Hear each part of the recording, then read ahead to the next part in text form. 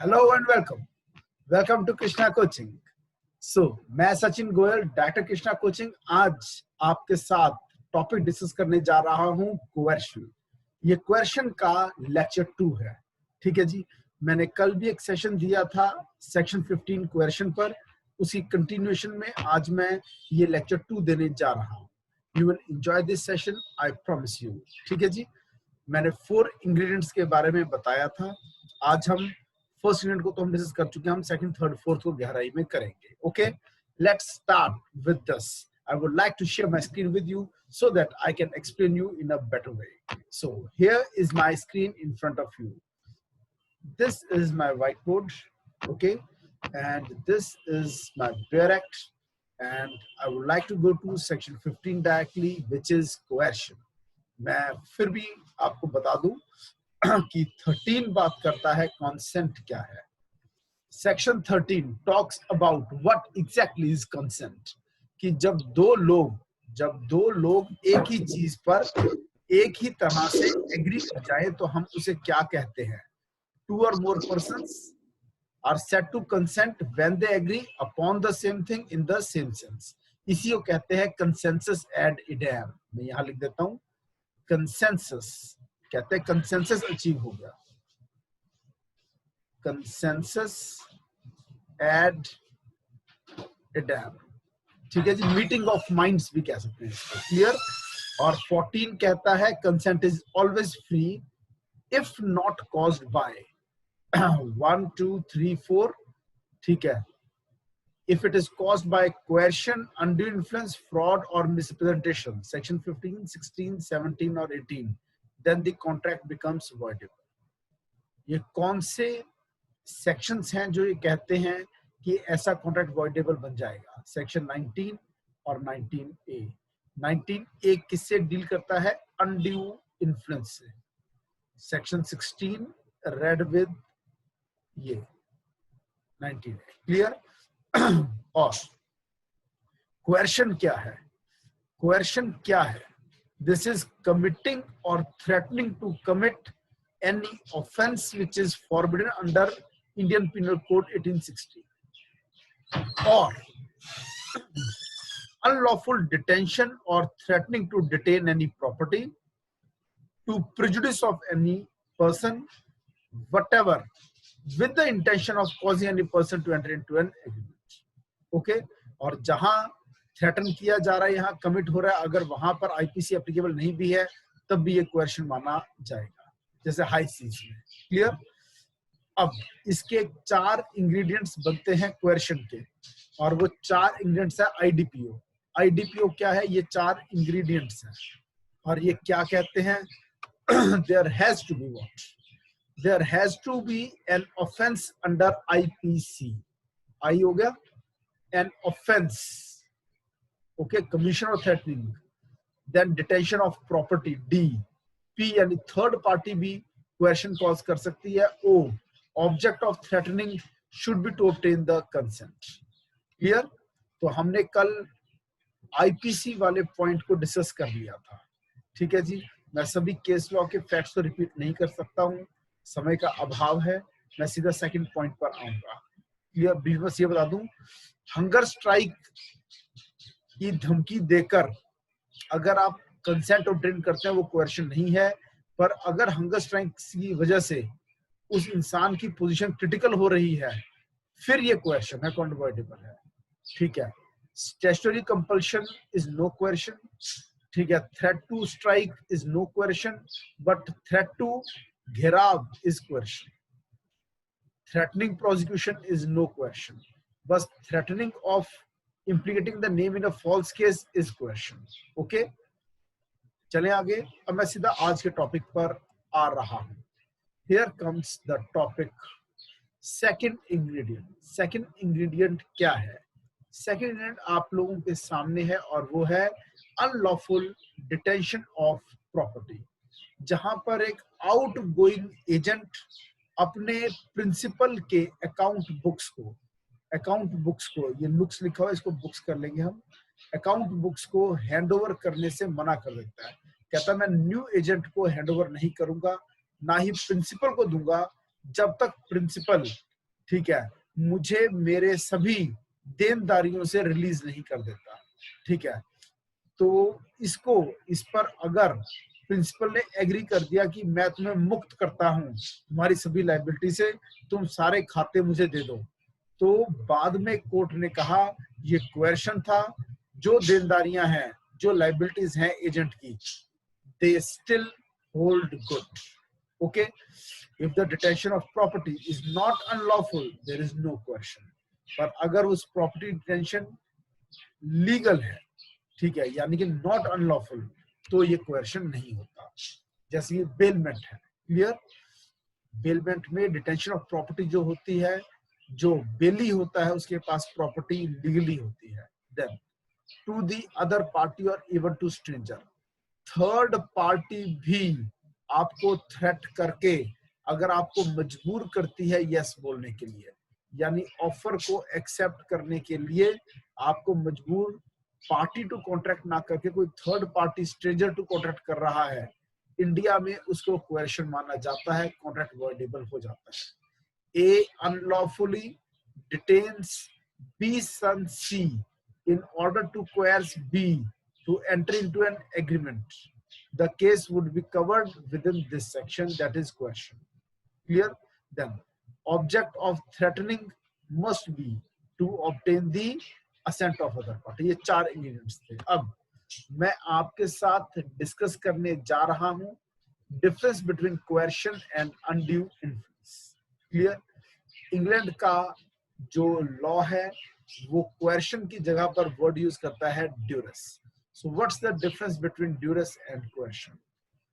Coercion is restricted to Indian Penal Code and it doesn't cover the offenses that are offenses because of some other law like NDPS Act, like SC/ST Act, like Sati Prohibition Act, like Arms Act, Coffee POSA, Conservation of Foreign Exchange, Prevention of Smuggling Activities Act.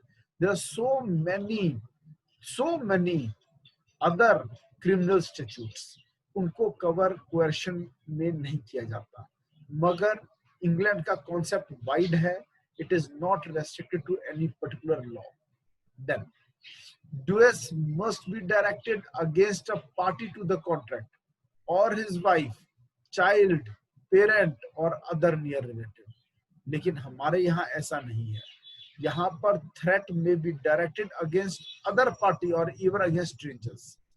ए ने B को force किया कि तुम सी के साथ contract कर लो, नहीं तो मैं डी को मार दूंगा, और ये डी ऐसा इंसान है जिसका बी से कोई रिलेशन नहीं है। ए प्रेशर किस पर डाल रहा है? बी पर।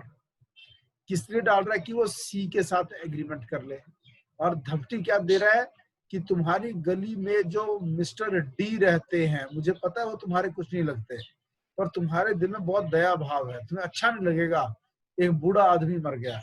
समझ में आया? तो इसलिए अगर तुमने सी के साथ कॉन्ट्रैक्ट नहीं किया, मैं तुम्हारे गली में रहने वाले सबसे बूढ़े इंसान को मार दूंगा या सबसे छोटे बच्चे को मार दूंगा। अब इनके बीच में कोई, बी और डी के बीच में कोई डायरेक्ट रिलेशन नहीं है, मगर फिर भी डी की जान बचाने के लिए बी ने सी के साथ कॉन्ट्रैक्ट कर लिया। Clear? The contract is voidable, नहीं, इंग्लैंड में क्या है कि जिसको नुकसान पहुंचाने की बात हो रही है, या तो वो आदमी, या तो वो बी खुद हो, या उसकी वाइफ, या चाइल्ड, या पेरेंट और नियर रिलेटिव, स्ट्रेंजर को नुकसान पहुंचाने की धमकी देकर अगर आपने यहाँ करवा ली है, तो it is not duress but it is question in India. Is my point clear? सारे बताओ, पॉइंट नंबर 2 क्लियर है? जवाब दो, माइक ऑन करो। Yes sir. चलू मैं आगे।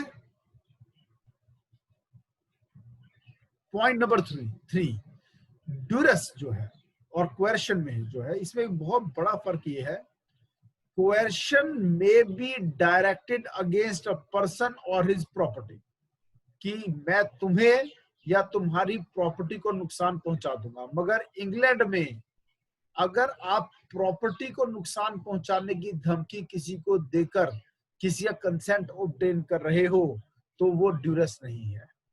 Duress is constituted in England by acts, threats against the person and not against his property.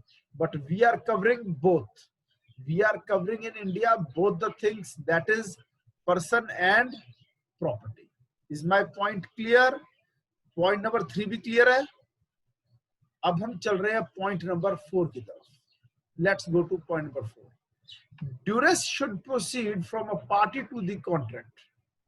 Duress should proceed from a party to the contract or by anyone acting with his knowledge or for his advantage, whereas coercion may proceed from a person who is not a party to the contract. मैंने बताया था, A, who is a stranger to contract, he is forcing B to enter into an agreement with C.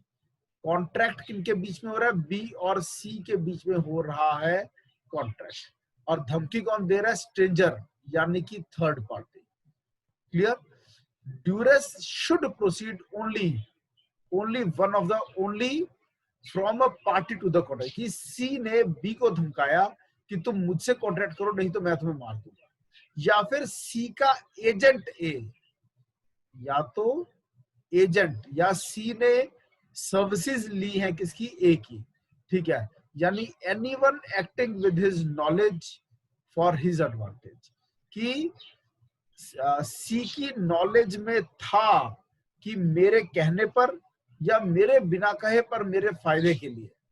मतलब कि knowledge सी के orders चाहे नहीं भी हैं, मगर सी की नॉलेज है. मान लो ए बचपन का दोस्त है सी का, और अब ए जो है डॉन बन गया है, और ए को पता चलता है कि मेरे बचपन के दोस्त सी का फायदा हो जाएगा अगर बी कॉन्ट्रैक्ट करता है उसके साथ. और वो कहता, दोस्त तू चाहे हाँ बोले चाहे ना बोले, तू मना भी करेगा तब भी मैं बी को मजबूर कर दूंगा वो तुम्हारे साथ कॉन्ट्रैक्ट करे ताकि तुम्हारी लाइफ बन जाए. तुम मुझे अपना दोस्त नहीं मानते पर मैं तो तुम्हें अपना दोस्त मानता हूं. अब यहाँ पर सी की नॉलेज है कि कोई मेरे फायदे के लिए मेरी मर्जी के खिलाफ जाकर बी को प्रेशराइज कर रहा है कि वो मेरे साथ एक कॉन्ट्रैक्ट में एंटर हो जाए. तो ये कॉन्ट्रैक्ट वॉइडेबल है. ठीक है, क्या ये ड्यूरेस है? इंग्लैंड में हाँ ये ड्यूरेस है क्योंकि नॉलेज है. ठीक है जी. She has knowledge, one of the parties has the knowledge कि A is acting for the advantage of C and C knows this thing. Okay, मगर coercion wider है. coercion में ये knowledge होना कोई जरूरी नहीं है. A third party without the knowledge of the contractual party may cause coercion. Is my point clear? Mic on करके बताओ. Point number 4 clear है? Come on. Yes, sir. अब मैं आ रहा हूं पॉइंट नंबर 5 पर. Duress must be such as will cause immediate violence and also unnerve a person of ordinary firmness of mind, whereas in coercion no such requisites are necessary in Indian law. यानी कि भारत में अगर दाऊद का phone आपको आता है, आपको पता ही है दाऊद इब्राहिम बहुत बड़ा डॉन रहा है भारत का. ठीक है, दाऊद इब्राहिम का आपको कॉल आता है, आप हैं बी, कि आप कॉन्ट्रैक्ट करें सी के साथ नहीं तो आपको आपके परिवार को खत्म कर दिया जाएगा अब से ठीक 10 साल बाद. अब ये 20 मतलब समझो 10 साल के बाद डॉन ने कहा बी को, बी बॉम्बे को, कि तुम सी कलकत्ता सी के साथ कॉन्ट्रैक्ट करो नहीं तो अब से 10 साल के बाद मैं तुम्हें जान से मार दूंगा. क्या ये कोएर्शन है? यस. क्या ये ड्यूरेस है? नो. ड्यूरेस में क्या चाहिए? ड्यूरेस में चाहिए इमीडिएट वायलेंस, कि नहीं तो कल रात को तुम जिंदा नहीं रहोगे. यानी 1 दिन 2 दिन 3 दिन ऐसा कुछ. समझ में आया? क्यों? भारत में लॉ एंड ऑर्डर पोजीशन उतनी अच्छी नहीं है जितनी इंग्लैंड में है. ठीक है, यहाँ पर पुलिस को पता भी चल जाए कि डॉन ने किसको धमकी दिया फिर भी कोई एक्शन नहीं होता. ये जो 5 पॉइंट्स का कंपैरिजन मैंने आपके साथ डिस्कस किया है, ये कहां से आया? ये मद्रास हाई कोर्ट ने दिया। ये करुपई अमल वर्सेस करुपिया पिल्लई के केस में मद्रास हाई कोर्ट ने ये 5 पॉइंट्स का डिफरेंस सामने रखा था। इसके साथ ही खत्म होता है हमारा article 15। Any question from article 15? कोई कुछ पूछना चाहे तो पूछ सकता है।